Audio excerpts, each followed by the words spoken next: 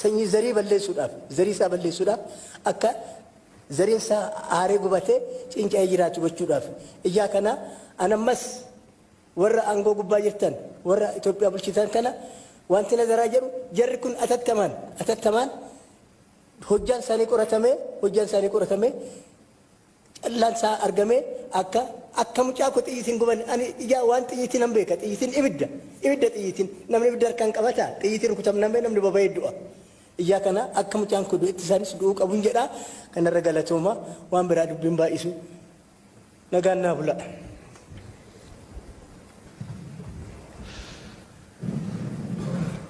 ጀግና የሰጡን አባት ናቸው። ሃጫሉ አንድ ነገር በተደጋጋሚ ሲወጣ ይጠይቅ ነበር።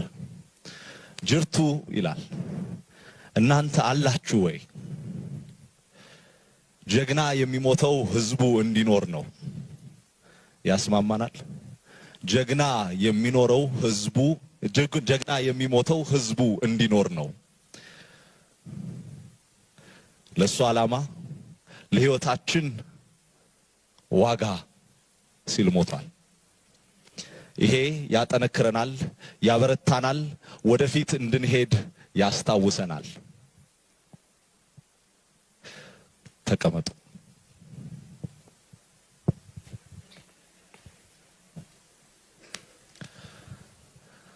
ጀግና ስናስታውስ አንድ ብቻ አልነበረንም። ብዙ ጀግኖች ነበሩን፣ አሉን፣ ይኖሩናል። አጫሉን እንዱን ነኬሰስ ኢሲን ኬሰስ ኦሮሚያ ኬሰስ በከ ኡንዱማ ጅራ አባን ጎተ ኬኛ አጫሉ ቆፈን ቀቡ ከነካ አጫሉ ኤዱ ቀባ አጫሉን ስርቦታ ሳ ኬሰት ኢጆሌ ኦሮሚያ ኮቲ ijoollee Itoophiyaa kooti hundumtuu haadhoo kooti jedha. Haadhoon jecha qaaliidha. Haadhoo jechuun ilma abbaa fi haadha tokkorraa dhalateedha. Kanaaf hundumaa ofittaansee haadhoo koo jedha. Kanaaf ilma keessan hin dhabne ilmaan baay'ee qabdu. Jajjabaadhaa umriin keessan nuuf haa dheeratu jennaan. Kanatti aansuudhaan hiriyaasaa koodeesaa kan ta'e hiriyaa ijoollummaa wajjin guddatan እንግዱ ጭምሳ ገረ ወልተጂ ታፈር በመቀጠል የልብ ወዳጁ አብሮ አደጉን ወንድሙን እንግዱ ጭምሳን ወደ መድረክ ጋብዛለን።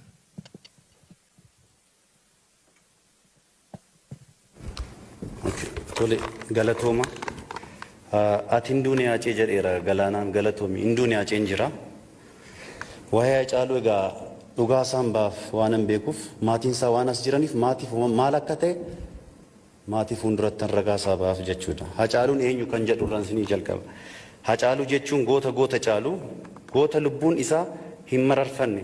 Hacaaluun jechuun goota jechaanis ta'ee gochaan lubbuu isaa uummata isaaf wareegedha. Hacaaluun weellisaa qofa osoo hin taane falmataa mirga dhala namaati.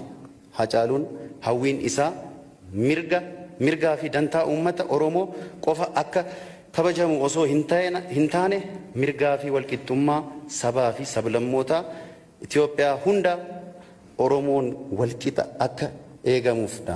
Falmataa mirga dhala namaa kan jennuufis immoo wayita uummata irratti miidhaan dararamaa gahu hubatee nama mamii tokko malee waltajjii irratti affeerame kamittuu uummata isaaf falmee nutti agarsiise waan ta'eef kana ergan jedhe booda waa'ee Hacaaluu daqiiqaa muraasa keessatti haasaanii fixuun waan hin danda'amne. Garuu waa'ee Hacaaluu keessa waan muraasa dubbachuun yaala. Hacaaluun akka namaatti yoo ilaalamu nama ofii isaatiif qofa osoo hin taane maatii isaafillee jiraata ta'u jireenya isaa irraa hubachuun ni danda'ama. Hojii weellistummaa hojii isaa jalqaba albama sanyii mootii jedhamu edda baaseen booda uummata Oromoo biratti fudhatama argachuun artistii beekamaa ta'ee hojii isaatiinis Hacaaluun yeroo jalqabaatiif hojii konsertii biyya Arabaa irraa naanna'uudhaan kan hojjete deebee yoo ta'u erga deebee booda maallaqa argateen ani beekamaadha jedhee of isaaf wanti inni godhe hin turre. Akka nama beekamaa tokkotti Hacaaluun yoo xiqqaate wanta beekamtii isaaf waliin wal madaalu konkolaataa fi wantoota kanaan wal fakkaatan bitachuun isaa barbaachisa ture. Inni garuu fedha dhuunfaa isaa dhiisuudhaan dursa wanta kennamuuf dursa kenne. Akkuma beekamu hundi keenya maatii keessaa baane ni beekna.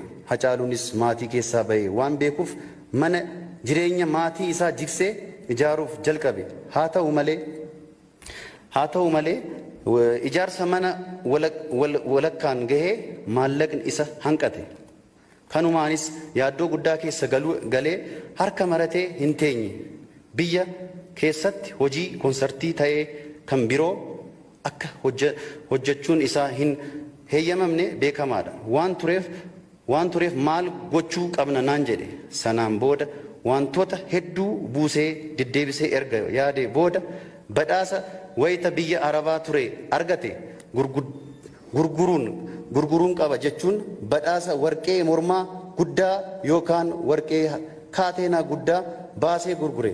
Maallaqa argameen mana ijaarsee xumursise. Hacaaluun jireenya dhuunfaa isaa yoo ilaalame nama jaalala beeku, jaalalaan haadha warraa ijoollee isaa fi hiriyoota wajjin jiraate dabarsee ta'uu ani ragaadha. Haadha ijoollee isaatiif hunda dandeessuu koo yaa bara fakkaattu an ragaan siif ba'a kan akka keen jirtu waa'ee kee ibsuudhaaf an jechoota hin qabu du'ee baduusillee an sin irraanfadhu jedhee ture. Kana weellise ta'uudha beekama. Kana qofa miti. Hacaaluun jaalala haadha isaaf inni qabullee nama hundatu beeka. Hacaaluun yeroo kakatu maqaa haadha isaa dhahuudhaan guddoon koo haaduutu jechuun hin dhiisu. Abbaan jaalatu jechuu koo miti. Hiriyoota isaa birattis nama jaalatamu si jaalate jennaan nama keessa hin deebine. Hiriyaan dhugaaf du'u yoo jedhe ittiin guddisu hin ta'u.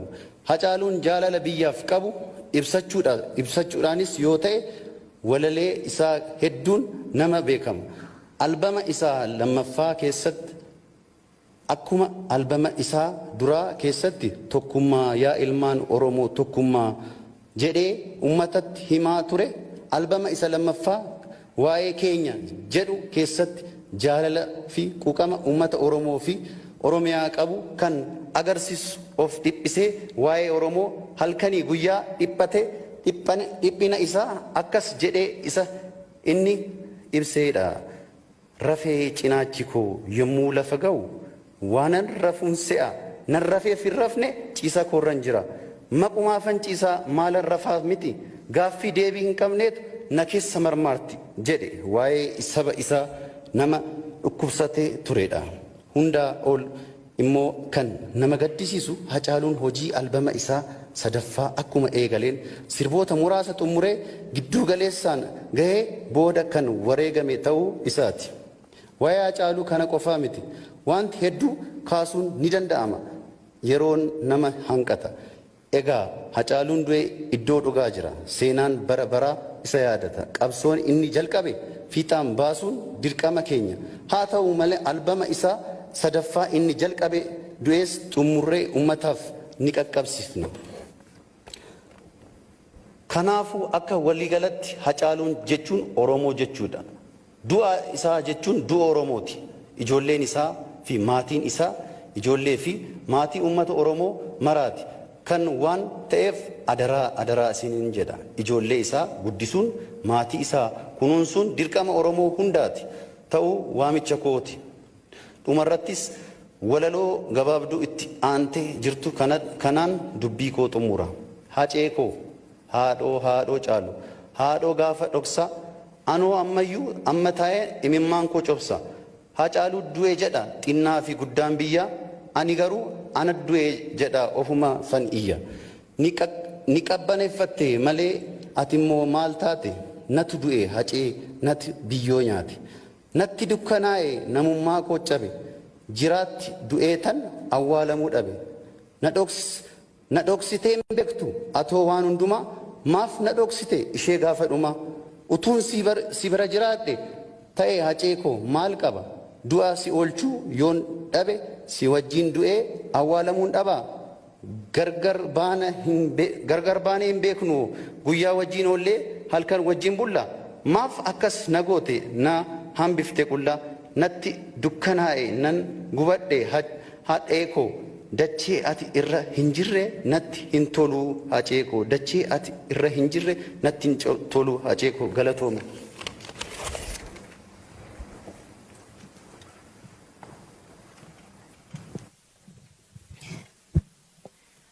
Hacaaluun otoo keessi isaa gubatu ilkaan isaatiin seeqa. Hacaaluun goota hedduu of duubaa horeera. Oromiyaan goota hedduu qabdi. Kanatti aansuudhaan artisti Caalaa Bultumee gara waltajjiitti dhufuudhaan oolmaa keetu natti ulfaate kan jedhu sirba Caaluu keessaa nuuf dhiyeessaa. Itti aansuudhaan artisti Galaanaa Gaaromsaa haasaa gabaabaa nuuf godha. Ergaa isaa nuuf taasisee artist Nuwaay Dabbabaa gara waltajjiitti nuuf affeera. ሀጫሉ ብዙ ሀጫሎችን አፍርቷል። ኦሮሚያ ብዙ ጀግኖችን አፍርታለች። አሁን በመቀጠል ጫላ ቡልቱሜ ኦልማኬት ነቱልፋት ውለታሽ ከበደኝ የሚል ሙዚቃ ከቢፍቱ ኦሮሚያ ባንድ ጋር ያቀርብልናል። በመቀጠል ገላና ጋሮምሳ ወደዚህ መጥቶ አጭር ንግግር ያደርግልናል። ብሎም ደግሞ አርቲስት ነዋይ ደበበን ወደ መድረክ ይጋብዝልናል። አርቲስቶቹን ሁሉ በተራ በተራ ወደ መድረክ ተቀበሉናላችሁ።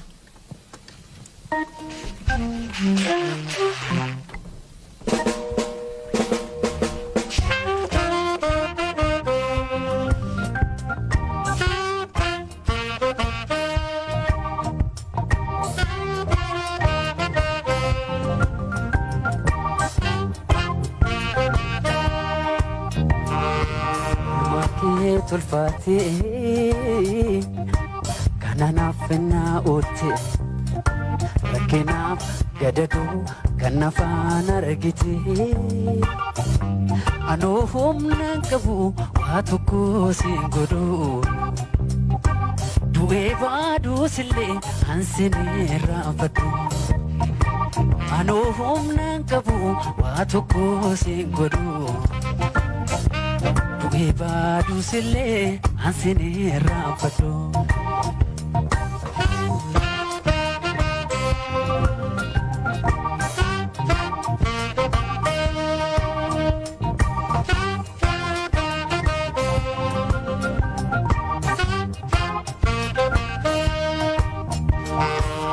dadande suko ya barafakatu Ragaasif ba kan akka kee jirtu waqna naafsi uume hunda kee tolche kisa kee bifa kee walqixa bareeche hunda dandeessu koo yaa bara fakkaatu ragaasif ba kanaka kee jirtu rabbianaaf si uume hunda kee tolche keessa kee bifa kee walqixa bareeche waa'ee kee ibsuudhaaf anjechootan qabu yoo jirtu anjira kanaan achiin jiru anoo humnaan qabu waa tokko siin godhu du'ee baduusillee ansinee raanfadhu waa'ee kee ibsuudhaaf anjechootan qabu yoo jirtu anjira kanaan achiin jiru anoo humnaan qabu waa tokko siin godhu du'ee baduusillee ansinee raanfadhu.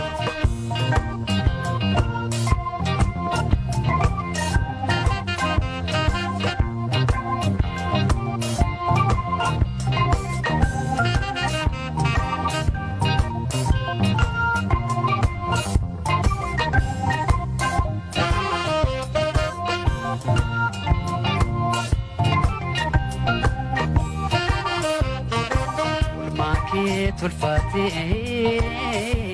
kana naaf fennaa oolte rakkinaaf gadaduu kan afaan argite anoo humna qabu waa tokko si godhu du'ee baaduu sillee ansinee raanfadhu anoo humna qabu waa tokko si godhu du'ee baaduu sillee ansinee raanfadhu.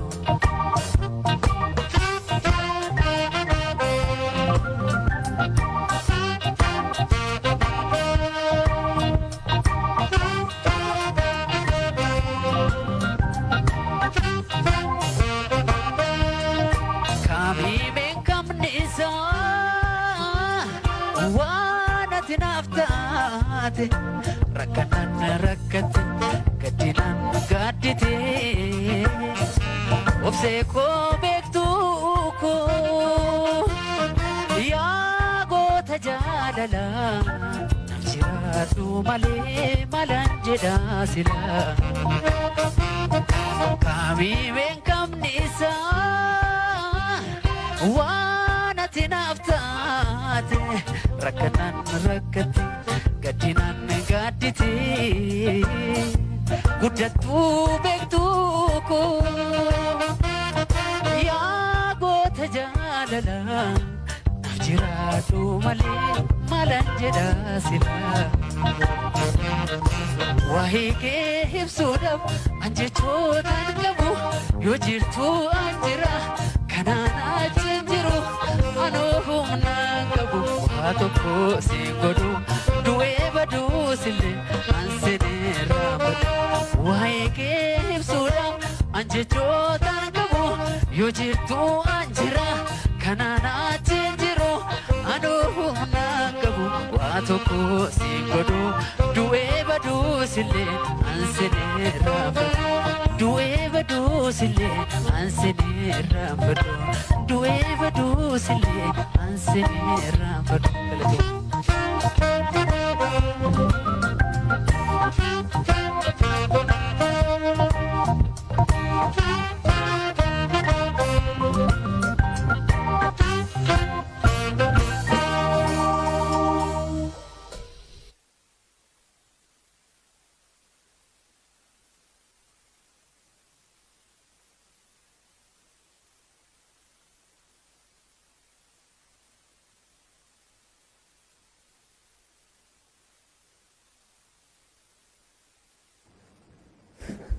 na of kalcha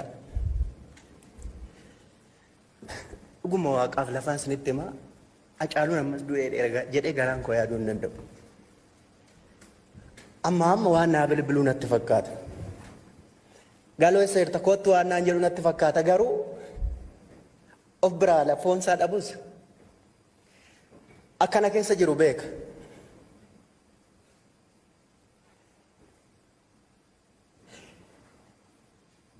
Seenaan Hacaaluu amma lafa kana bal'atu na bira jira. Karchallee Ambooti kaaseetiin beeka Hacaaluu. Guyyaa tokko wallisaa taa'ee yaadeen beekun. Guddisaa dheeressaa fa'aa urgeessaan faas keessa jiru wajjiniin turre Karchallee keessa. Iddoo kubbaa taphannuutu jira. Kubbaa taphannayyuu sirba Umar waan jaaladhuuf geerarsa Umariin jedha xiqqoo xiqqoo. Taa'iitii naa jedhii naan jedha. Innaa inni sirbu waan dhadhaa dhugdan fakkaata isinuu beektu. Inni ragaa sanii bahee du'e. Geerarsa Umar akkana gaafan jedhu waan dhiiraa of keessaa waan qabuufi onneetu na danfaa jedhee nama tokkotu jira. Otoo teenyuu waa jennaaniin guddisaan ragaadhaas keessa jira. Ka'eetu qabee Karchallee keessatti rukutee teestaadhaan rukutee iddoon kun isa tarsee. Onneensa amma tulluu gaayoon jedhe nan xiqqeessa amma Kilimaanjaroo gaa guddaadha onneensa.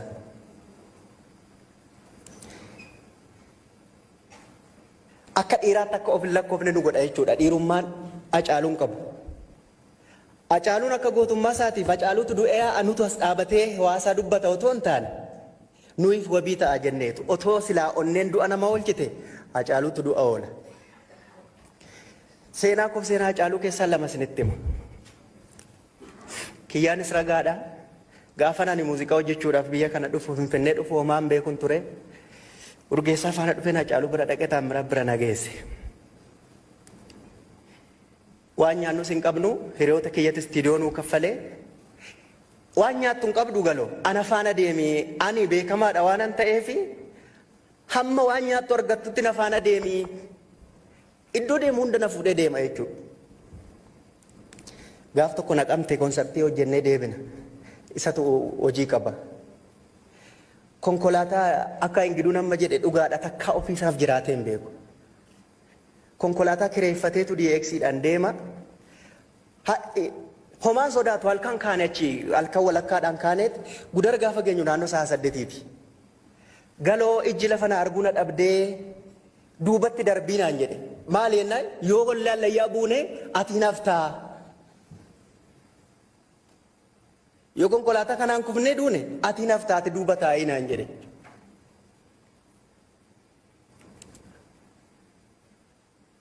Gaaf tokko immoo Ingiduun hin beekaan asara kiiloo kanan jiraadha. Aggaaroo deeme Hacaaluun. Aggaaroo deemeeti ani faana hin deemne.